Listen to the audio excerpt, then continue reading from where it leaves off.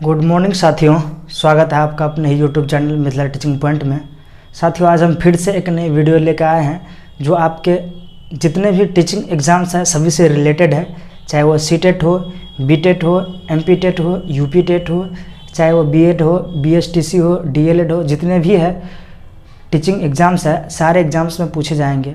आज का जो मेरा टॉपिक है यह है पिछड़े बालकों से संबंधित। आज हम पिछड़े बालकों की विशेषताओं को जानेंगे। पिछड़े बालकों की क्या विशेषताएं होती है, क्या उनके अंदर खामियां होती है, कमियां होती है, उनकी बातें करेंगे। पिछड़े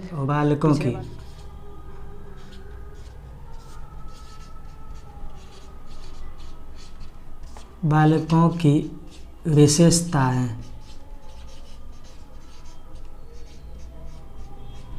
पिछड़े बालकों की विशेषताओं की चर्चा करेंगे। पहला है सीखने की धीमी गति,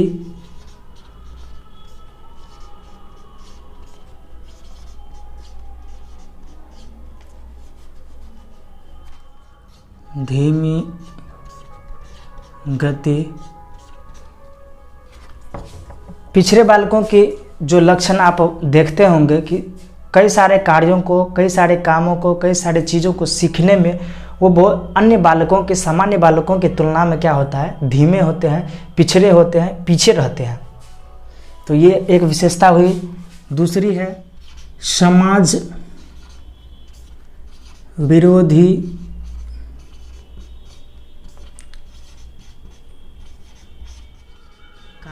की प्रवृत्ति। वह अधिकतर वैसे कार्यों को करना चाहता रहता है, वैसे कार्य करते हैं जिनमें जो समाज के क्या हो, विरुद्ध होता है, जो समाज के हित में न होते हुए क्या होता है, समाज के विरुद्ध होता है, समाज के विरोध में होता है। वैसे कार्य करने में ज़्यादा रुचि लेते हैं, वैसे कार्यों को अधिक करते हैं।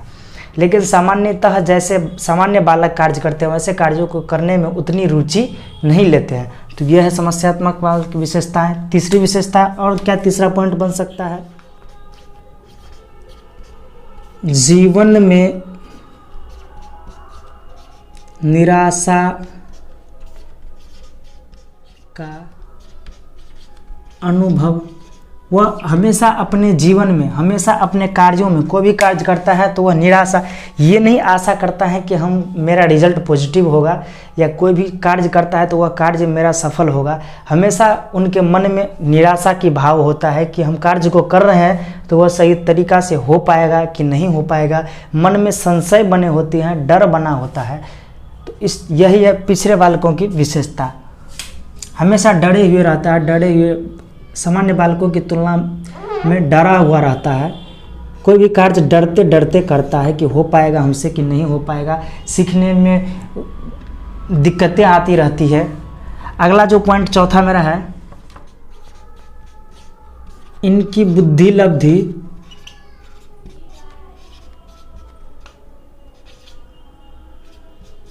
सामान्य बालकों की तुलना में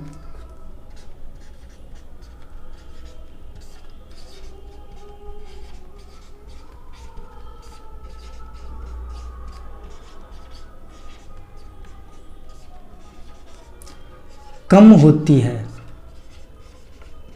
सामान्य बालकों की तुलना में इनकी बुद्धि, उनसे बुद्धि लब्धि जो होता है वो IQ पावर, IQ लेवल वो क्या होता है, कम होता है। नेक्स्ट पॉइंट क्या बन सकता है, देखिए, सामान्य शिक्षण विधि द्वारा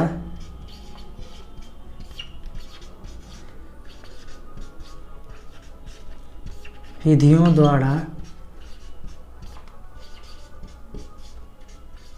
शिक्षा ग्रहण करने में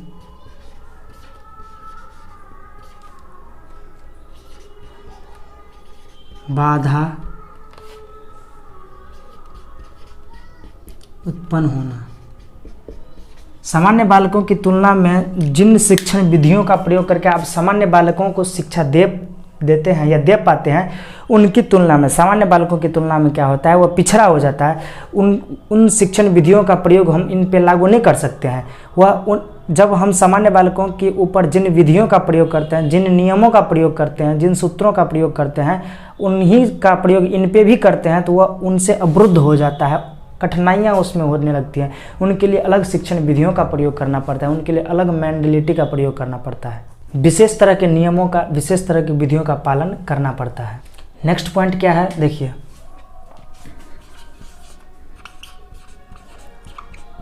अपनी कक्षा या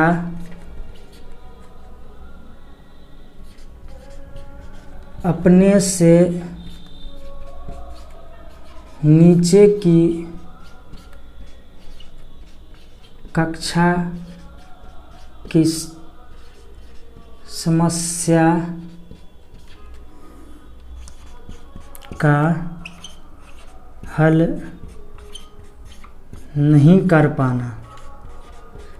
पिछड़े बालकों में यह विशेषता भी देखी जाती है कि अक्सर वह अपने कक्षा का भी समस्या सॉल्व नहीं कर पाता है, अपने कक्षा के विषय वस्तुओं को भी नहीं समझ पाता है, और अपने से नीचे ऊपर क्या अपने से नीचे का भी नहीं समझ पाता है।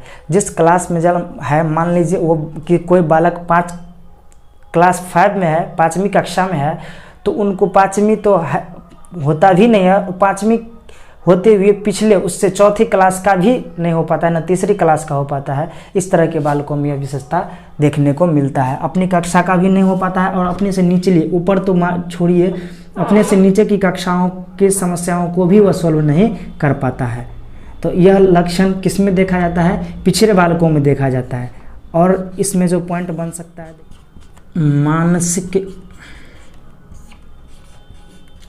रूप से अस्वस्थ एवं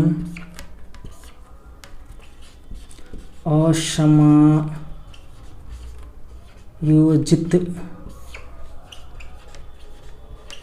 व्यवहार। मानसिक रूप से भी हमेशा क्या होता है, अस्वस्थ होते हैं, स्वस्थ रहते हुए भी आपको मानसिक रूप से अस्वस्थ दिखेगा, एक अलग तरह का अजीब तरीका से उनकी व्यवहार दिखेगा। और असमायोजित व्यवहार का मतलब हुआ कि व्यवहार में भी समायोजन नहीं कर पाता है, सामान्य बालकों के साथ अपने आप को समायोजित नहीं कर पाता है, उनके साथ अपने आप को ढाल नहीं पाता है, उनके साथ अपने आप को समायोजित नहीं कर पाता है। इसलिए असमायोजित व्यवहार कि वह सामान्य बालकों के साथ असमायोजित व्यवहार करता है। समायोजित मतलब सामूहिक व्यवहार या समायोजित व्यवहार नहीं कर पाता है। तो यह विशेषता पिछड़े बालकों की है। और भी पॉइंट आप इसमें बना सकते हैं, बने तो 8 नंबर पॉइंट एक और भी पॉइंट बन सकता है कि सामान्य बालकों की तुलना में कम शैक्षिक उपलब्धि।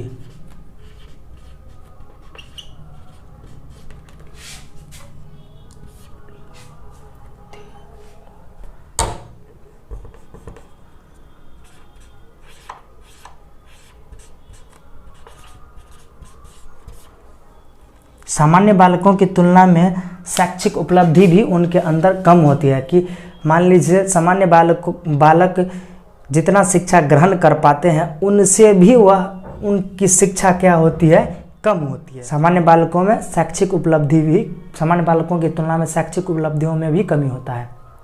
तो ये जितने भी टीचिंग एग्जाम्स हैं, सभी एग्जाम्स में इस तरह के विशेषताएं पूछी जा सकती है। खासकर DLED B.Ed की जो परीक्षाएं होती हैं उनमें इस तरह की विशेषताएं पूछी जाती है कि पिछड़े बालकों की विशेषता को बतलाइए। तो चलिए आज के लिए इतना ही रखते हैं, फिर मिलते हैं नेक्स्ट वीडियो में। तब तक के लिए थैंक यू, धन्यवाद।